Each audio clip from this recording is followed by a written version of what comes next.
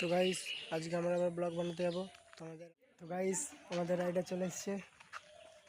তো গাইস এখন অলিগলি দিয়ে যাওয়া হচ্ছে, দেখতেই পাচ্ছেন আমাদের কোনো রাস্তা নেই, আমরা অলিগলি যেখান দিয়ে পারি সেখান দিয়ে যাই। এখন আমরা বলখেলা মাঠে মন্দিরে যাব, শিব মন্দিরে। তো থাকুন, আশা করছি আপনারা মন্দিরটা দেখতে পাবেন। তো আপনাদের চলে এসেছি আমাদের বলখেলা মাঠ শিব মন্দির। এই যে আমাদের মন্দির।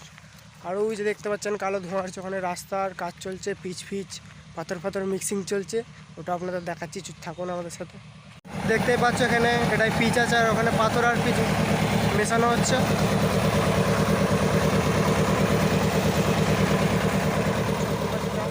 আর আমরা বড় মাঠে যাবো এখন। দেখতে পাচ্ছ ওখানে সানের পিচ করা আছে ব্যাট বল খেলার জন্য।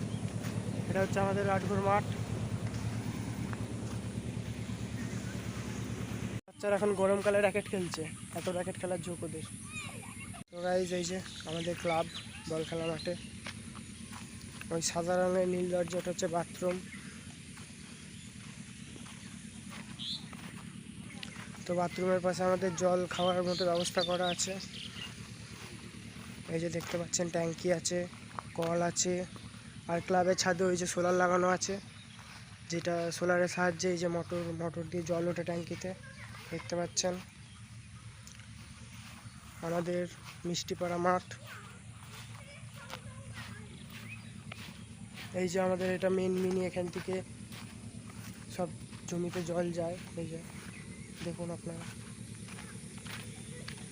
তো গাইজ আজকে আমাদের ব্লগ এই পর্যন্ত।